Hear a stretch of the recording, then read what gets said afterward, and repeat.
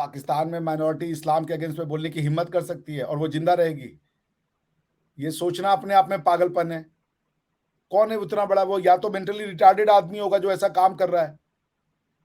पाकिस्तान में 98% पॉपुलेशन मुस्लिम है और high dose of testosterone of Islam की मुस्लिम है वो। उस वहां पे एक क्रिश्चियन इसकी ये औकात है कि वो कह दे कि हम ब्लास्फेमी करेंगे। उसने डेथ वारंट साइन कर देनी है। आपकी थॉट प्रोसेस में ही आपकी गलती नहीं है, आप मतलब पाकिस्तान की। उनको बताया ही नहीं कि इंसान होता है पहले। आप मुसलमान, हिंदू, क्रिश्चियन, यहूदी, ये आप इंसानों को देखते हो। आप इंसान को इंसान मानने को तैयार ही नहीं हो यार कि वो इंसान है। जो माने जिसके मन, उसके मन में आपने कोई टॉर्च लेके एक्सरे किया है कि किसके मन में कौन सा गॉड चल रहा है? वरना ये जो आपने किया, ये जीएसपी स्टेटस में जो 27 इंटरनेशनल कन्वेंशन की आपको फॉलो करना था, ये उसका वायलेशन है, स्ट्रेट अवे वायलेशन है। तो अगर आप वो लूज कर गए, आप $10 बिलियन लूज करेंगे। $2 बिलियन के लिए आप आईएमएफ के सामने लंबे लेटे हुए हैं। $10 बिलियन, आप समझ रहे हैं? हेलो एंड वेलकम फ्रेंड, मैं हूं मुजफ्फर चौधरी और आप देख रहे हैं हमारा यूट्यूब चैनल परफेक्ट रिएक्शन। दोस्तों, हमारे साथ हमारे दोस्त, हमारे भाई अभिषेक मिश्रा जी मौजूद हैं, किसी तारुफ के मोहताज नहीं है। सर, आपको मैं अपने शो में वेलकम कहता हूं। नमस्कार। नमस्ते, सलाम, आदाब, सत श्री अकाल, वनक्कम, good evening. Thank you Muzaffar भाई फॉर इनवाइटिंग मी। आपका बहुत शुक्रिया, आपने हमें टाइम दिया। बहुत मसरूफ होते हैं, क्लासेस भी लेनी होती है, किताबें भी लिखनी होती है, इसके बावजूद हमें टाइम देते हैं। आपकी मोहब्बत का, आपकी शफकत का शुक्रिया भाई। आप बड़े भाई हैं हमेशा, ऑलवेज।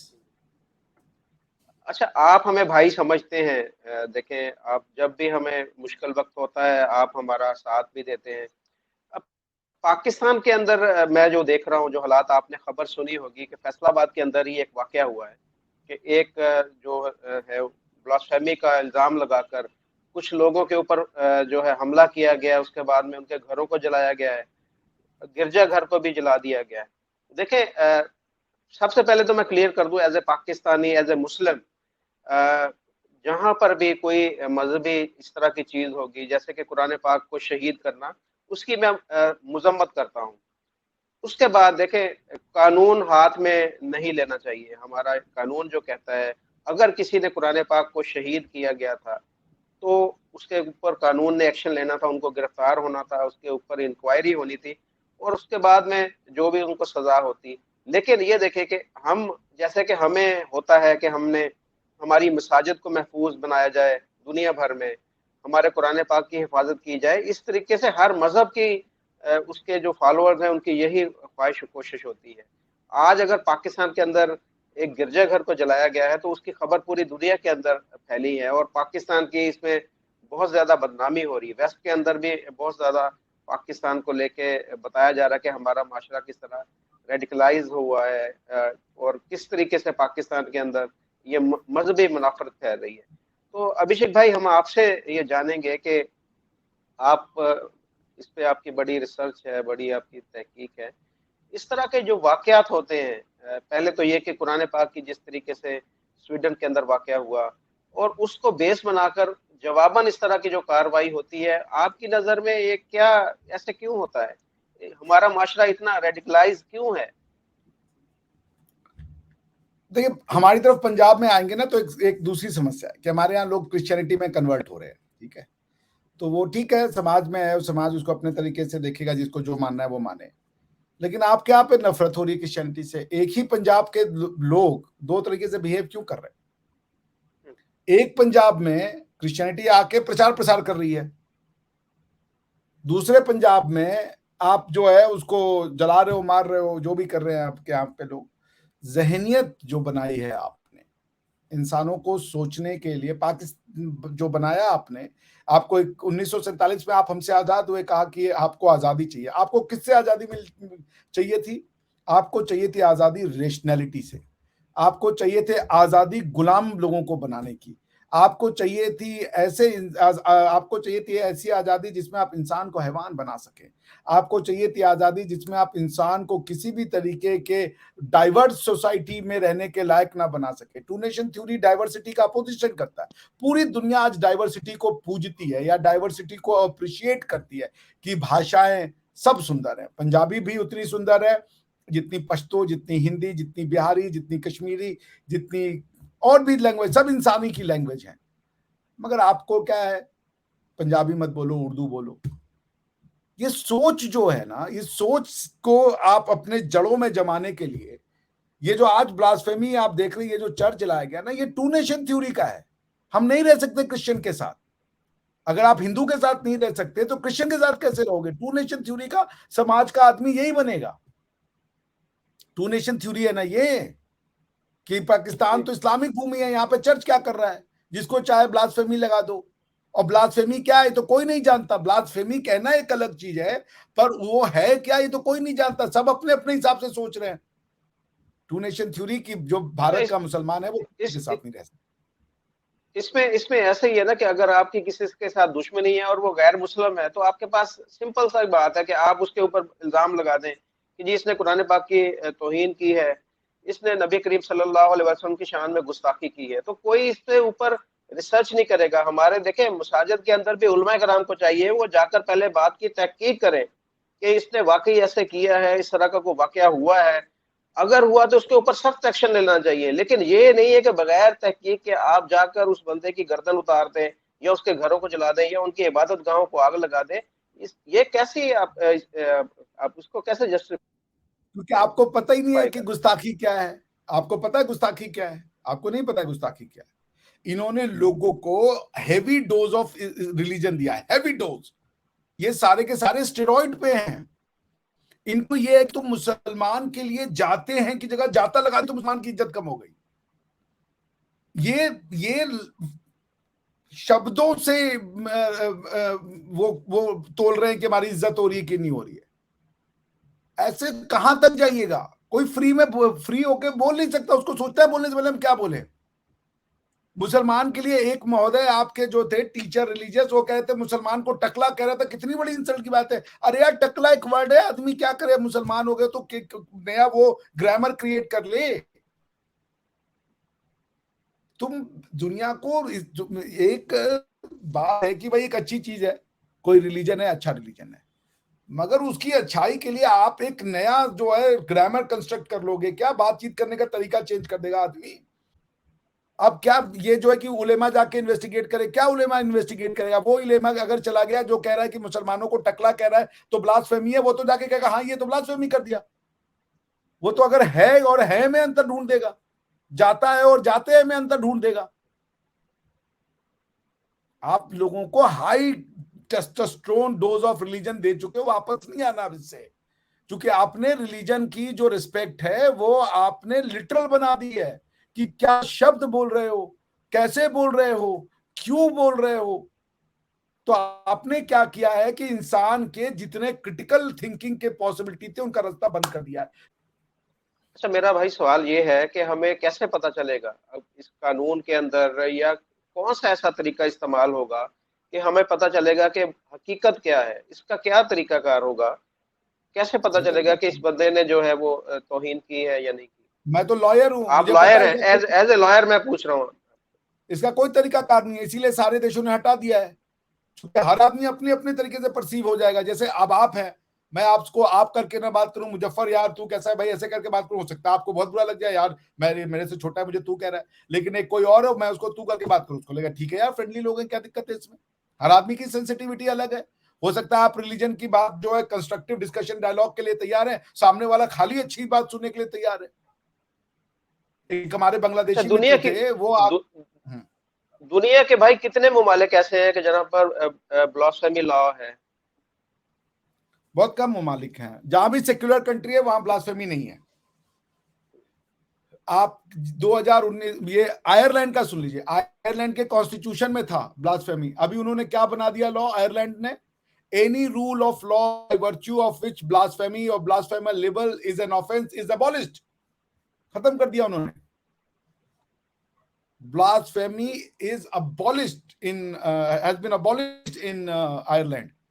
क्योंकि ये ऐसा ऐसा दलदल है, किसी को नहीं पता कि हो है क्या ये, लेकिन हर कोई आदमी गुस्सा जा रहा है। मैं बता तो रहा हूं, मैं अगर एक गैर मजहबी हूं और मैंने प्रॉफिट मोहम्मद सल्लल्लाहु अलैहि वसल्लम ना बोल के सिर्फ नाम ले दिया, तो लोगों को लगेगा यार इसने तो गुस्ताखी कर दी, क्योंकि वो जो आदि है वो नाम के पहले 10 एडजेक्टिव, नाम के बाद 10 एडजेक्टिव का आदि है, और वो पहले ही वो जो है उसको गैर मुस्लिम से नफरत है, तो उसने तो नाम लेने पे गुस्सा जाना, गर्दन काट देनी है, क्योंकि वो उसके हिसाब से हो गई। क्योंकि ये जो है, ये जो नॉर्मल मुस्लिम है, कोई पढ़ा लिखा थोड़े है।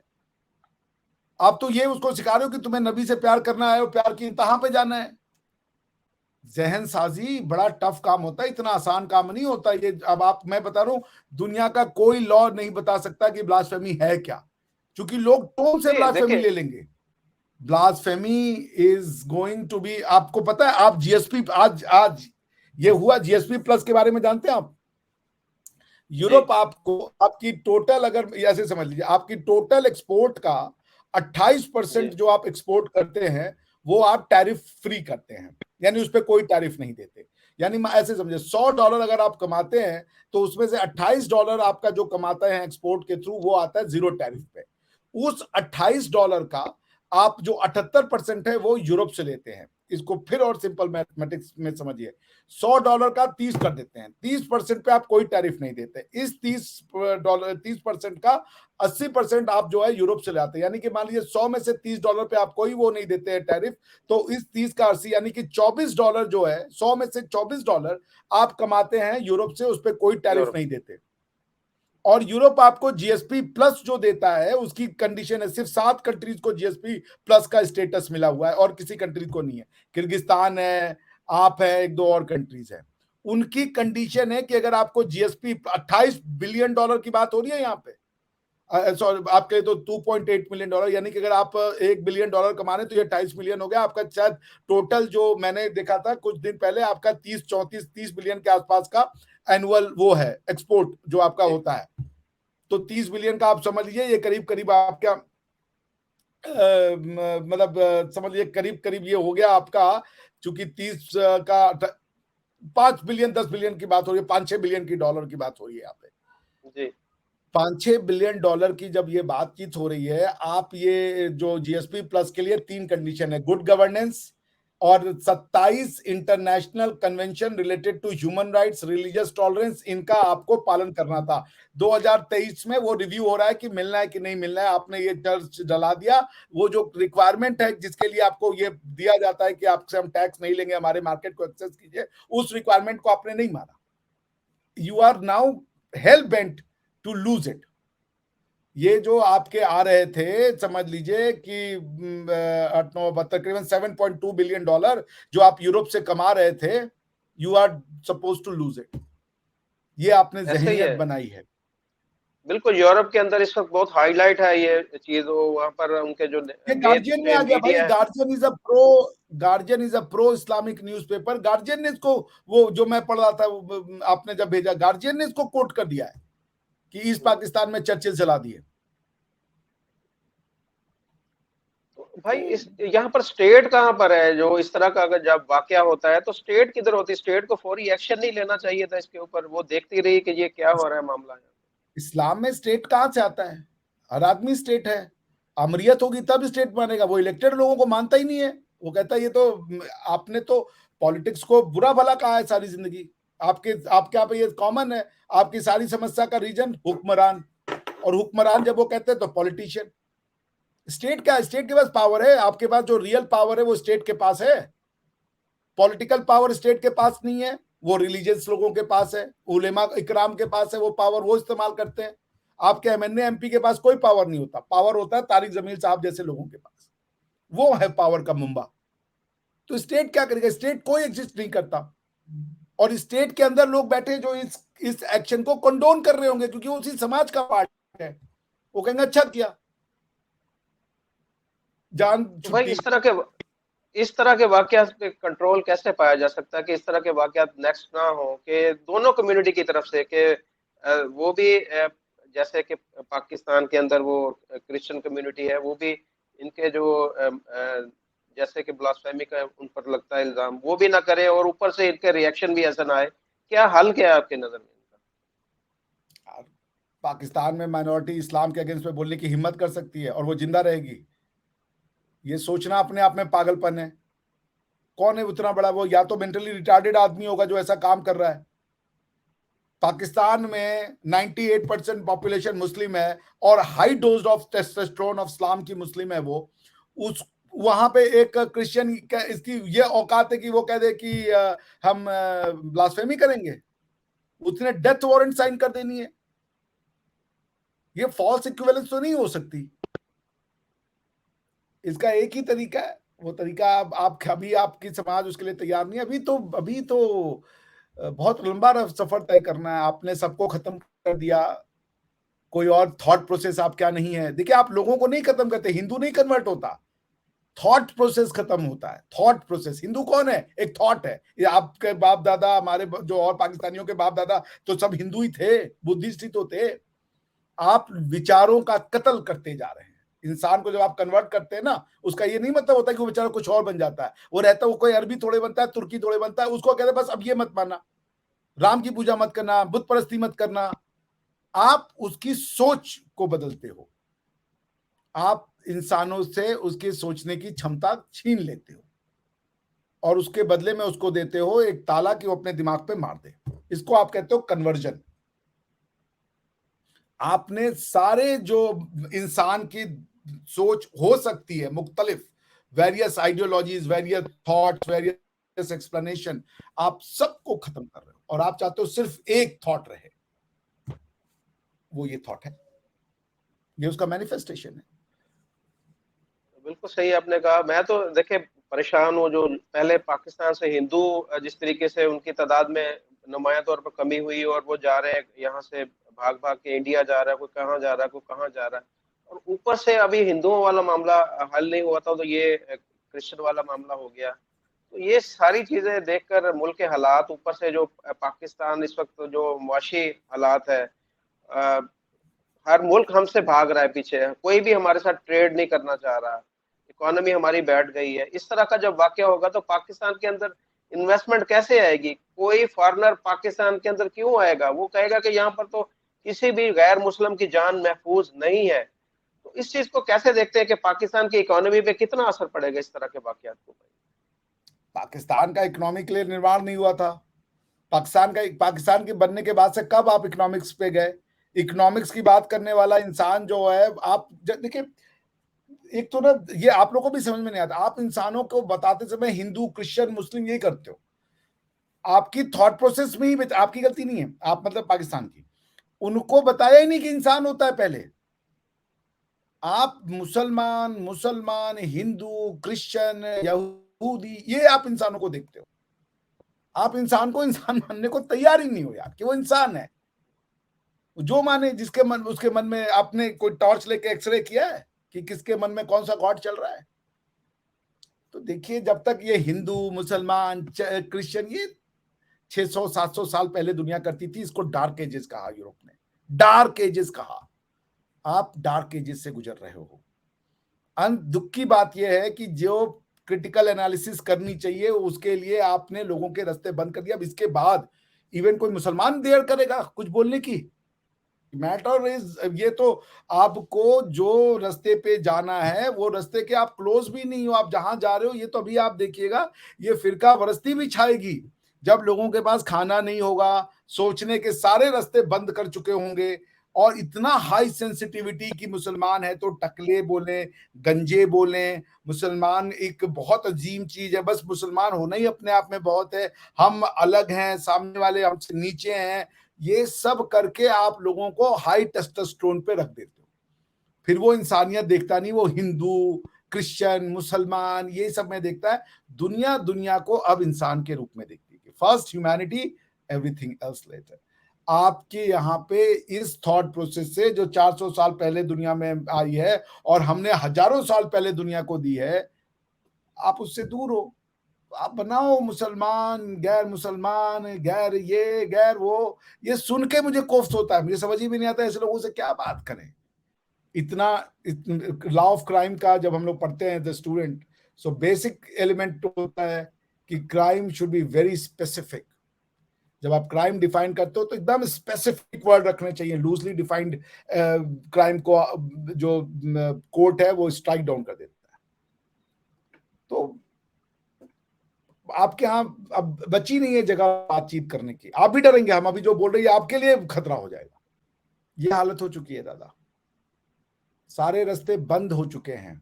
और ये देखिए आप जीएसपी प्लस स्टेटस लूज कर गए, ये तो कंफर्म है आज की बात, अनलेस अनटिल कुछ मिराकल हो जाए कि भाई ऐसा मत करिए, क्योंकि अगर ये बंद कर देंगे तो ये और बुरी हालत में जाएंगे, ये डरा करके ही आप शायद जीएसपी स्टेटस बचा पाए। वरना ये जो आपने किया, ये जीएसपी स्टेटस में जो 27 इंटरनेशनल कन्वेंशन की आपको फॉलो करना था, ये उसका वायलेशन है, स्ट्रेट अवे वायलेशन है। तो अगर आप वो लूज कर गए, आप $10 बिलियन लूज करेंगे। $2 बिलियन के लिए आप आईएमएफ के सामने लंबे लेटे हुए हैं। $10 बिलियन आप समझ रहे हैं? आप अफोर्ड कर सकते हैं $10 बिलियन? नहीं कर सकते आप।